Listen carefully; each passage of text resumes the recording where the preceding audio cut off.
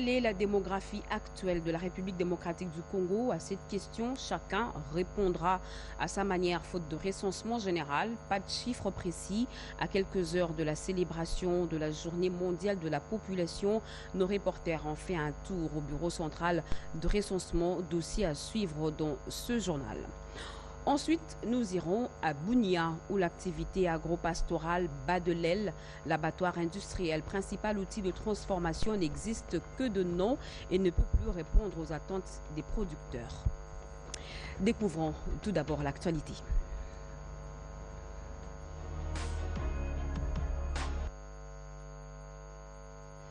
Mesdames et messieurs, bonsoir et très heureuse de vous retrouver. Il est 20h03 à Kinshasa, 1 heure de plus à Niangara dans le Haut-Tuélé. C'est parti pour 45 minutes d'actualité, dossiers et chroniques à travers ce journal magazine.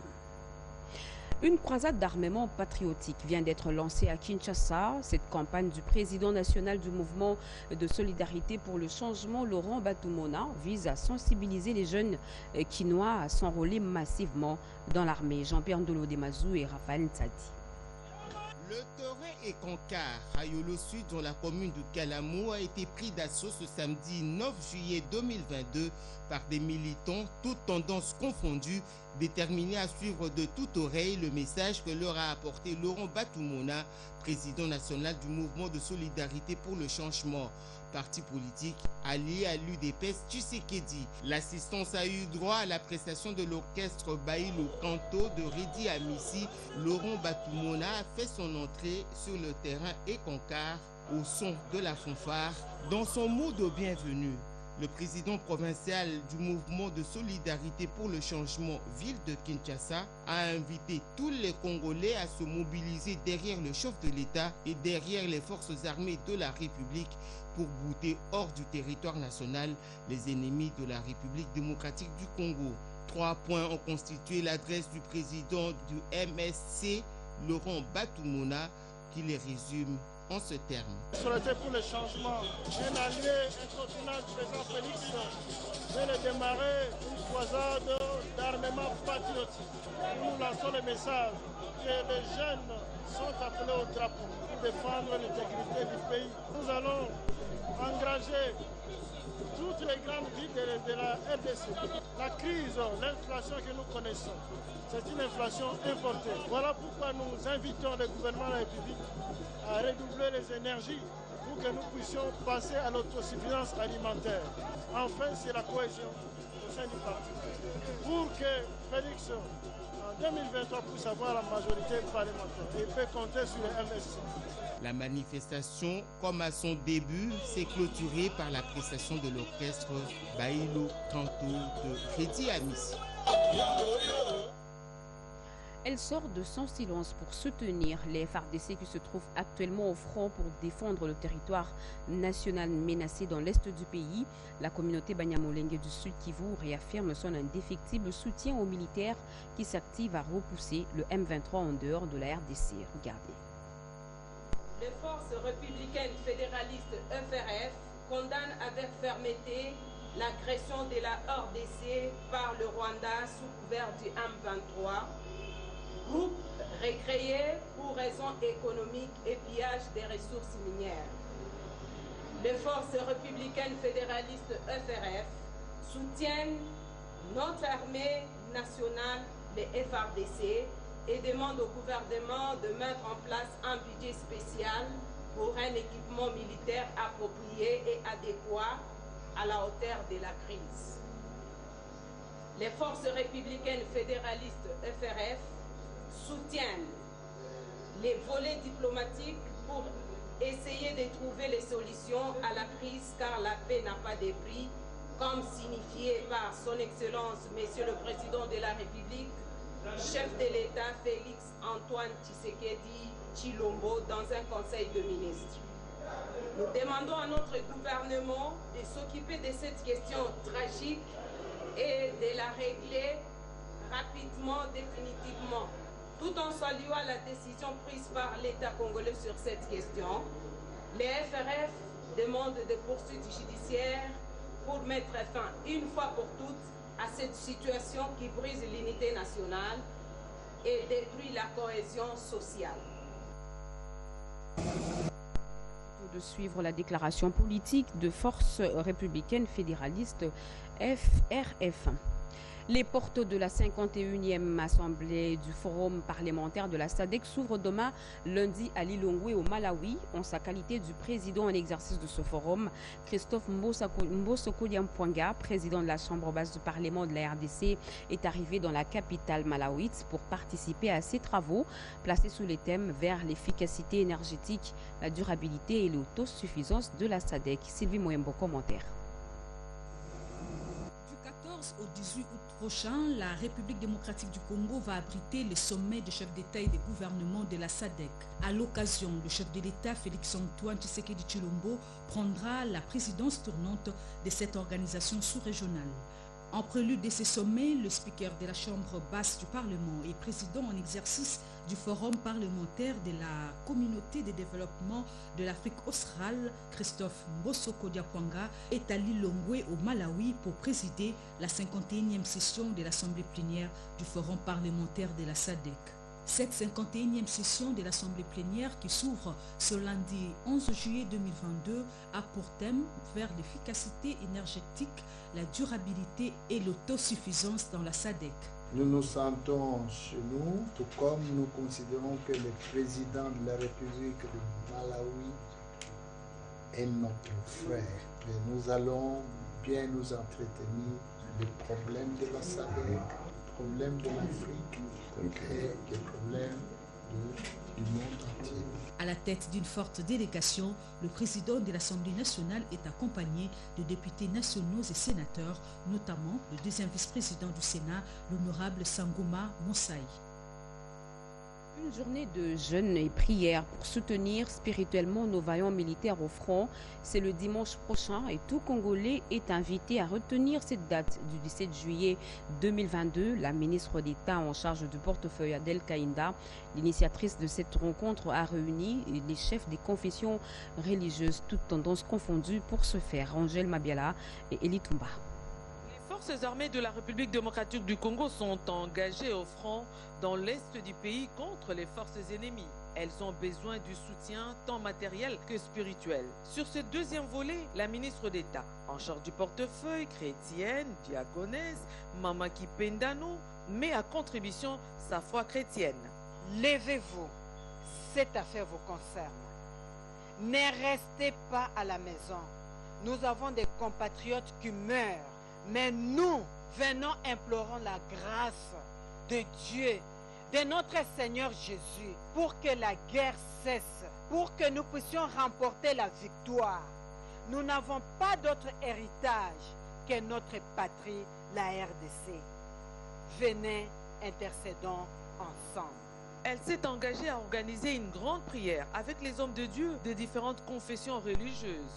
Dans cette perspective, elle les a rencontrés pour des échanges relatifs à l'organisation. Nous allons prier ensemble. Et cette souffrance, nos compatriotes sont en train de subir, nous fait très mal. Je voudrais que ça s'arrête. Nous sommes certes en train de nous battre sur le terrain, mais nous avons besoin de l'appui de Dieu pour gagner cette guerre qui n'a que perdurer. L'Éternel n'utilise pas que les pasteurs, l'Éternel n'utilise pas que les prophètes, il utilise aussi les militaires. Et nous allons prier pour que l'Éternel les utilise, afin que la RDC vive en paix. Que les églises convergent pour une prière d'ensemble, en mode de jeûne et prière. Il s'agit ici de l'intérêt général de la nation et nous vous invitons à venir prier ensemble. Je voudrais inviter tous les salutistes. Notre pays est en danger et a besoin de notre soutien dans la prière pour la paix de ce pays et afin que ce côté de l'Est, pourquoi pas parler de tout notre pays, soit dans la quiétude. Convaincu que Dieu n'a pas changé, il est le même hier, aujourd'hui, éternellement, ce Dieu qui a accompagné Israël dans le combat contre ceux qui ont occupé ces terres autrefois, la princesse Adel Kaïnda Maïna veut invoquer la grâce divine par une union de prières au stade de martyrs ce 17 juillet 2022 de 11h11 à 15h11 afin que les FARDC soient sous bonne disposition et qu'elles réussissent à imposer la paix dont notre peuple a grandement besoin, sans laquelle aucun développement n'est envisageable. Toute la population quinoise est conviée à prendre part à cette grande manifestation. Le mardi 19 juillet prochain, les finalistes du secondaire vont passer l'ultime session de l'examen d'État. Quelques jours avant ces épreuves, la très distinguée première dame de la République attend voir plus de candidats à la bourse Excellencia. Denise Nyakeru Tshisekedi a fait un message d'encouragement à tous les finalistes de cette édition. Elle est au micro de Naïcha Kelamoula.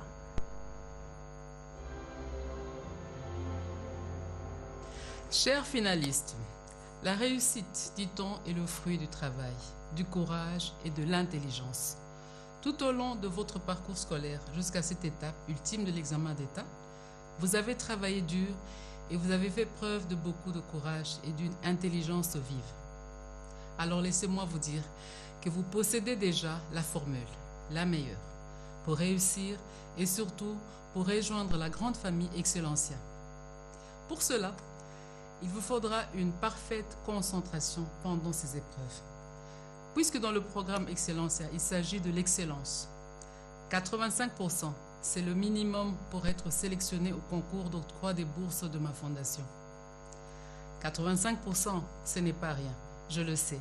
Mais la bonne nouvelle est que plusieurs avant vous l'ont fait.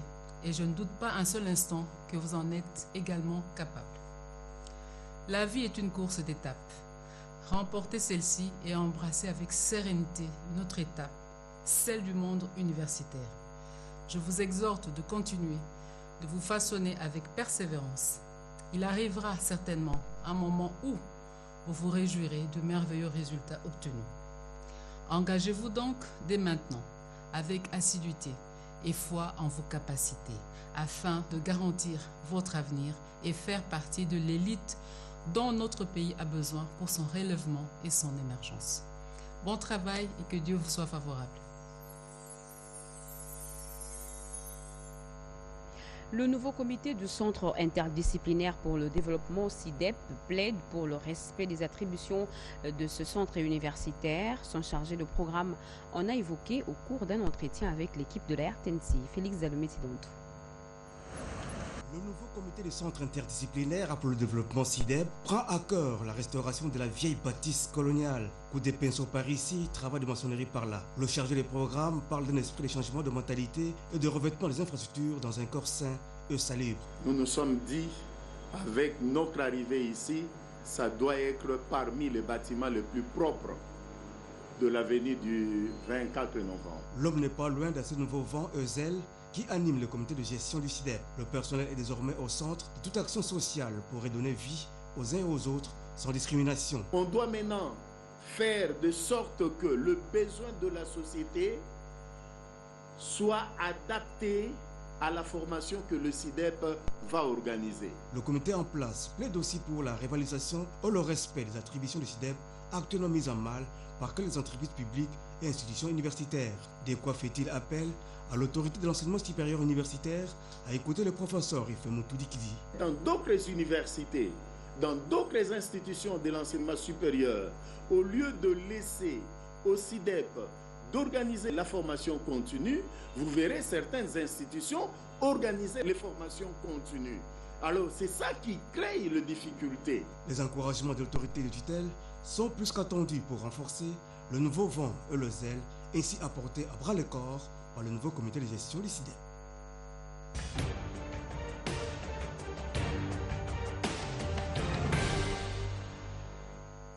La semaine qui s'achève, le président de la République a participé mercredi à la tripartite RDC-Angola-Rwanda sous la houlette du président angolais, et à Kinshasa, Félix-Antoine Tshisekedi Tshilombo a présidé en visioconférence la 61e réunion du Conseil des ministres. Plusieurs points étaient inscrits à l'ordre du jour, notamment la relance des activités de la SOCIR.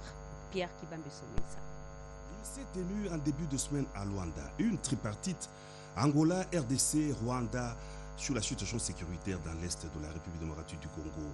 Le président de la République, Félix-Antoine Tshisekedi Tshilombo, y a pris part à l'invitation de son homologue angolais Joao Lourenço président d'exercice de la CIRGL. La tripartite de Luanda s'est clôturée par l'établissement d'une feuille de route sur la relance de la commission mixte RDC-Rwanda. Les 3 chefs d'État ayant pris part à cette tripartite ont pris l'engagement de maintenir le dialogue et d'amorcer un processus de désescalade entre Kinshasa et Kigali. La feuille de route conclue à Luanda a aussi prévu la cessation immédiate des hostilités et le retrait immédiat et sans condition du M23 de ses positions à RDC. À Kinshasa, à la Cité de l'Union africaine, le président de la République Félix-Antoine Tshisekedi Tshilombo a reçu le gouverneur intérimaire du Lualaba, Madame Fifi Masuka Saini. La chef de l'exécutif provincial a informé le président de la République de la construction, la rénovation plus de 30 ans après de la route d'Ilolo-Sandoa et du tronçon Sandoa-Kapanga dans le cadre du développement du pays à partir de la base. L'autorité provinciale du Lualaba a aussi informé le chef de l'État de l'inauguration à Goma, au Nord Kivu, de 150 maisons construites pour les sinistrés des dernières éruptions volcaniques grâce aux fonds récoltés à l'initiative du gouvernement provincial du Lualaba. Le projet prévoit aussi la construction d'une école et d'un centre de santé. Et puis la tradition respectée le vendredi par visioconférence à partir de son cabinet de travail à la Cité de l'Union africaine. Le chef de l'État, Félix-Antoine Tshisekedi Tshilombo, a présidé la 61e réunion hebdomadaire du Conseil des ministres. Plusieurs sujets d'actualité ont défrayé la chronique cette semaine, tant à l'intérieur du pays qu'à la capitale Kinshasa. Nous vous rappelons quelques-uns comme le réajustement du prix du carburant à la pompe, l'ouverture du marché de Lufu, le corps médical qui a annoncé le début de la grève et la ville de Kisangani qui a été choisie pour le lancement de l'ENAFEP. Le tout dans ce condensé en 5 minutes avec Chantal Okoloba. Millions d'élèves du cycle primaire étaient au rendez-vous pour présenter l'examen national de fin d'études primaires en République démocratique du Congo. C'est le ministre de l'EPST Tony Mwaba qui a donné l'ego à Kisangani dans la province de la Tchopo. Fin de la 4e épidémie d'Ebola à l'Équateur, à l'ouest de la République démocratique du Congo. L'annonce a été faite par le ministre de la Santé publique. Les médecins réunis au sein du syndicat national des médecins ont annoncé les débuts de la grève dans tous les hôpitaux du pays. Un ordre boycotté par les syndicats des médecins de la République démocratique du Congo. Pour soutenir nos vaillants militaires au front qui se battent pour la paix, c'est dans ces contextes que la fondation Charlène Chibangu a remis un lot important de vivres et non-vivres aux militaires, aux veuves et aux orphelins militaires. De leur côté, les femmes officiers supérieures de l'état-major général des forces armées de la République démocratique du Congo ont sensibilisé les jeunes filles en vue de leur recrutement au sein de l'armée. Le ministre de l'Intérieur avait procédé à l'ouverture du marché de Lufu dans la province du Congo central, fermé il y a 2 ans à cause du Covid-19.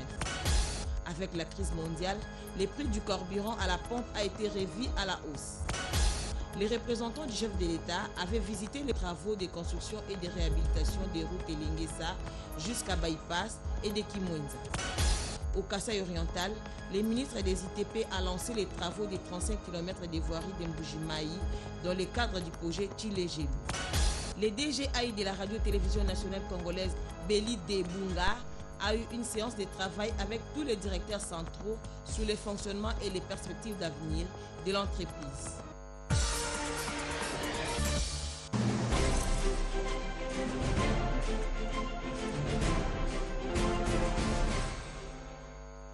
Le 11 juillet de chaque année, le monde entier célèbre la journée mondiale de la population. En République démocratique du Congo, la question sur l'effectif réel de la population reste sans réponse précise. Pour tenter d'avoir l'idée claire sur la démographie du pays, nous avons frappé à la porte du bureau central de recensement BCR qui a pour mission de doter la RDC des statistiques fiables à travers l'opération du recensement. Sur place, un constat se dégage. Le BCR, lui aussi, a ses propres défis, ses difficultés, ses perspectives, mais aussi ses acquis. À quand le 2e recensement général de la RDC? Quels sont les préalables? Bobete Ngali Samba et Constance Monanga ont répondu à ceci. Regardez. Nous, en République démocratique du Congo, pas de réponse précise. Les chiffres avancés ne sont que des estimations par manque de données fiables. Il y a plusieurs chiffres Et je ne vais pas aller aussi dans la spéculation. Je dirais même qu'en tant que démographe, je soutiens beaucoup plus l'idée de réaliser le RGPH2 pour pouvoir avoir les chiffres réels. Ce n'est que l'opération du recensement qui nous permettra d'avoir une certitude sur l'effectif des Congolais. Situation consécutive au retard accumulé plus de 37 ans après le premier recensement général de la population et de l'habitat. Ça fait longtemps, le pays devait être à son 5e recensement général de la population et de l'habitat comme recommandé par les Nations Unies, au moins chaque 10 ans. Mais là, nous sommes pendant les préparatifs de notre 2e recensement après celui de 1984. Qu'est-ce qui est déjà fait et qu'est-ce qui reste à faire?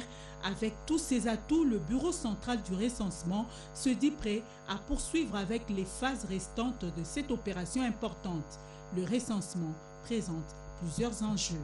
Il y a eu la phase préliminaire qui a consisté à mettre en place tous les organes. Cette phase a été déjà bouclée depuis avec la mise en place du Bureau central du recensement. On est passé à la 2e phase qui est la phase préparatoire. Pour nous, en RDC, qui est la plus longue parce que c'est la phase qui devait nous voir réaliser les travaux de la cartographie, qui est un préalable à l'étape clé du recensement qu'on appelle le dénombrement général.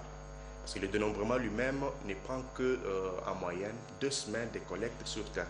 Et cette cartographie, chez nous, ça a pris trop de temps. On a déjà l'essentiel en termes de matériel. Les matériels informatiques ont été achetés, dont certains depuis 2014.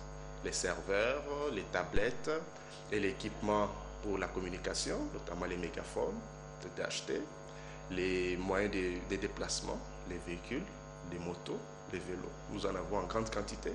Et nous avons un laboratoire équipé pour la préparation des cartes. Tous ces équipements sont gardés dans des entrepôts. Et pour passer de l'étape du bureau à l'étape de terrain pour la cartographie, on a besoin d'avoir les moyens nécessaires pour former les cartographes et les déployer sur terrain. Pour mener à bien sa mission, le BCR a besoin des moyens de sa politique. Aujourd'hui, avec tout ce qu'il y a eu comme dépenses effectuées et acquisitions, nous avons besoin de 33 millions de dollars pour pouvoir réaliser la phase de la cartographie. Et après cette phase de cartographie, il nous faudra à peu près 110 millions pour la phase du dénombrement et la phase post-dénombrement qui consiste au traitement, analyse et dissémination des résultats. Et je profite de votre micro pour lancer un appel en direction de nos autorités. Les BCR traversent des moments difficiles, déjà au niveau de son fonctionnement, avec plusieurs mois d'arriérés des rémunérations. Avant que les équipes ne se déploient sur terrain, l'idéal serait que ces préalables-là soient aussi rencontrés, parce que déjà dans tout ce que nous avons comme entrepôt, on a des difficultés de paiement de loyer et nous ne sommes pas beaucoup plus à l'aise avec ce genre de dossier. Le recensement sera indispensable pour mener efficacement des actions et des projets de développement et pour dimensionner les infrastructures scolaires, sanitaires, routières et autres en fonction du nombre de la population existante. D'où le BCR a besoin d'une attention particulière pour offrir à la RDC des statistiques nécessaires pour son développement. À Bunia, l'abattoir industriel, principal outil de transformation pour la production agro-pastorale, ne tient qu'à un fil. Les matériels vieux comme le monde ne répondent plus aux besoins locaux. Les éleveurs ne savent plus à quel sens se vouer. Ils recourent à d'autres aires d'abattage de fortune. C'est un dossier signé Junior Selimani de la RTNC Bunia. De Bunia a perdu sa lettre de noblesse en ce jour, jadis classé 2e en Afrique après celui de Douala au Cameroun. Cet abattoir est en train de disparaître à petit feu. Tous ces matériels ici de la coopération canadienne sont complètement détruits, voire en arrêt d'activité. Depuis la guerre qu'a connue cette province vers 2000, une situation qui impacte négativement sur sa productivité. De 200 bêtes abattues par jour autrefois, actuellement on enregistre qui 9 à abattage journalièrement, déplore ces bouchers qui plaident pour sa réhabilitation et le retour de la paix. C'est l'ensemble de la province. Ce n'est pas à cause de plusieurs aires d'abattage créées en ville avec l'avènement des communes que cette situation s'observe. L'abattoir est en voie de disparition, il faut l'intervention de l'État pour sa réhabilitation. Le directeur de l'abattoir industriel de Bunia, Faustin Wedunga, en plus de la remise en état de cet outil de transformation, plaide pour la lutte contre les abattages clandestins créés à Bunia sans respect de normes hygiéniques. Au niveau des autorités, nous disons qu'il faudrait qu'on puisse d'abord fermer cette tuerie qui fonctionne sans respect des normes requises. Qu'on remette d'abord tous les bouchers ici à l'abattoir industriel de Bunia. Ça, c'est la solution la plus importante et la plus urgente.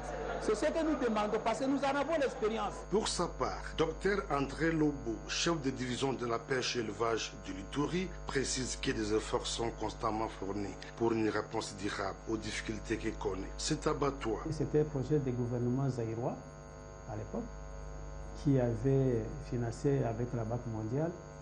Et un des problèmes qui était relevé pour l'élevage à Lituri, pour qu'on puisse remonter, pour encourager les paysans à produire de la viande à l'abattoir, c'était justement réfectionner cet abattoir.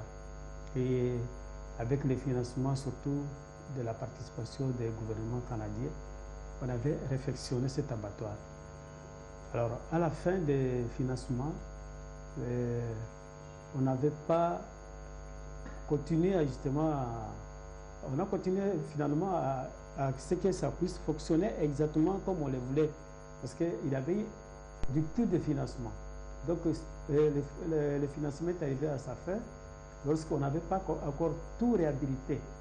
L'Ituri, une province agro-pastorale. Cependant, des centaines de bêtes ont été déplacées dans la province du Haut-Touélé pour des raisons sécuritaires. La viande consommée à Bunia provient en grande partie de l'Ouganda voisin, un manque à gagner pour l'économie du pays, d'où l'implication des autorités compétentes s'impose pour mettre fin à cet état de choses.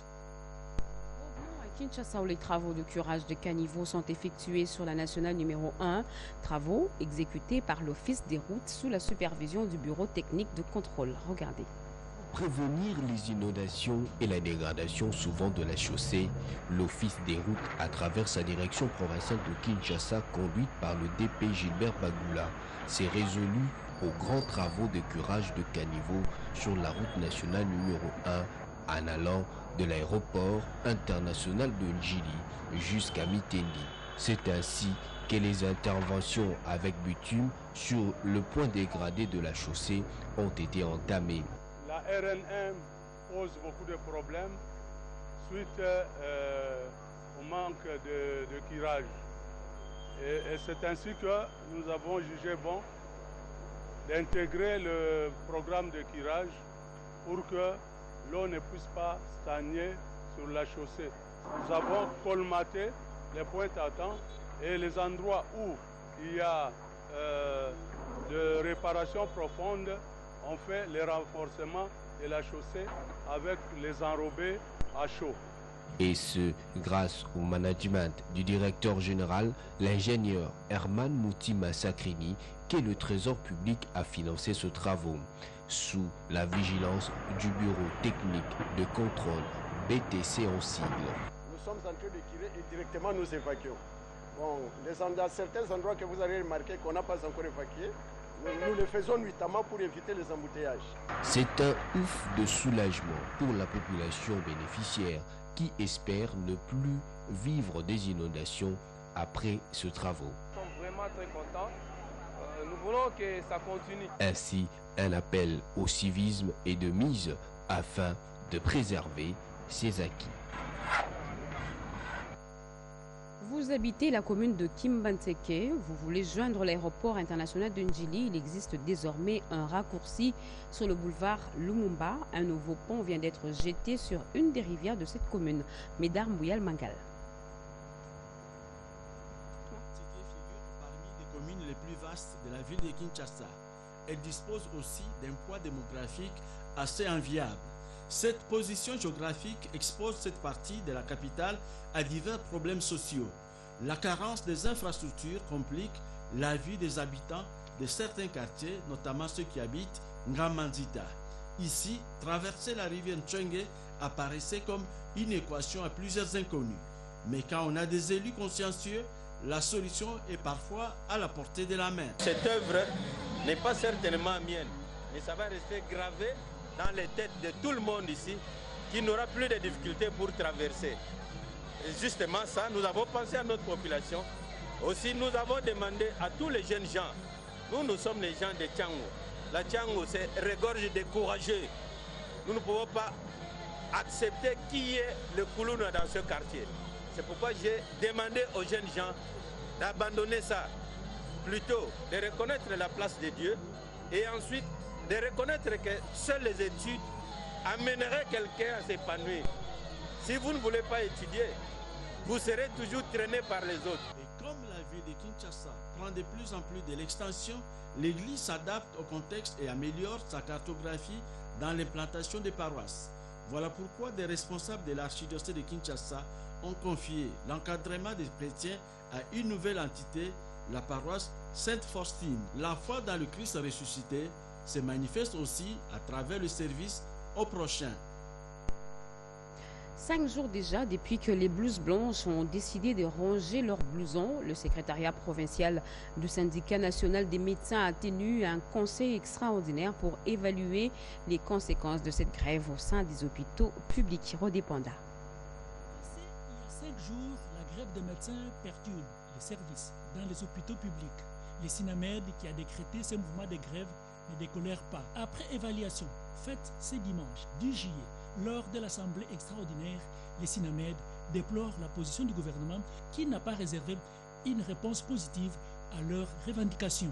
Le bureau exécutif provincial du SINAMED ville-province de Kinshasa informe à l'opinion nationale et internationale que la majorité de médecins des services publics de l'État de Kinshasa, membres du SINAMED ASBEL, réunis en des assemblées générales extraordinaires ce dimanche 10 juillet 2022, a exprimé sa grande frustration en suivant le compte rendu du 61e Conseil des ministres tenu ce vendredi 8 juillet 2022 et a décidé à la majorité écrasante de radicaliser son mouvement de grève sous la forme polarisation des urgences à partir de ce mercredi 13 juillet 2022 à 7h30. La grève étant nationale, tous les procès-verbaux des assemblées générales extraordinaires, des sections et de ces conseils provinciaux extraordinaires sont transmis au bureau exécutif national pour la compilation qui se fera ce mardi 12 juillet 2022.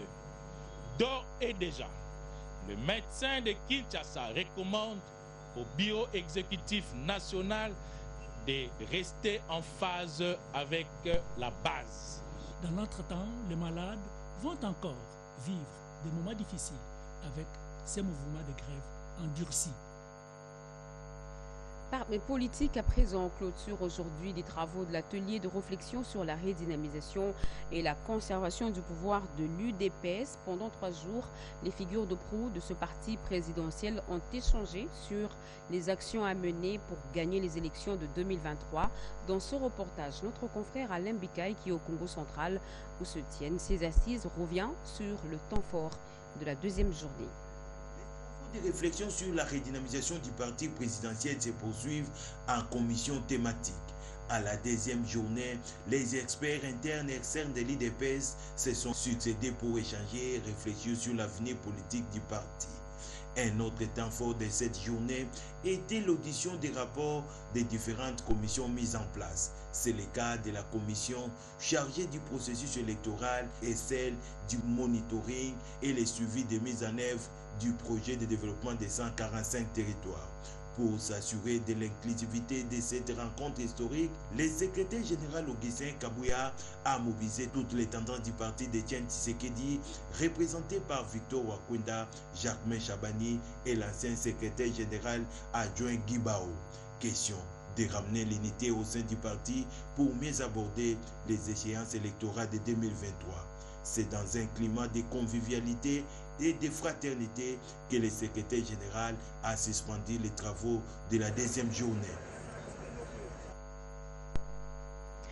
Et en nouvelle, sachez que Martin Fayoulou, président de l'ECD, séjourne depuis hier samedi à Kisangani dans la province orientale. Ce leader politique de l'opposition est pour participer au congrès ordinaire de 100 partis. Au cours de ce forum de 4 jours, les délégués de l'ECD venus de partout vont discuter sur les questions relatives à l'organisation interne de cette formation politique. Les débats seront aussi axés autour des élections de 2023 et la situation sécuritaire dans l'Est de la République.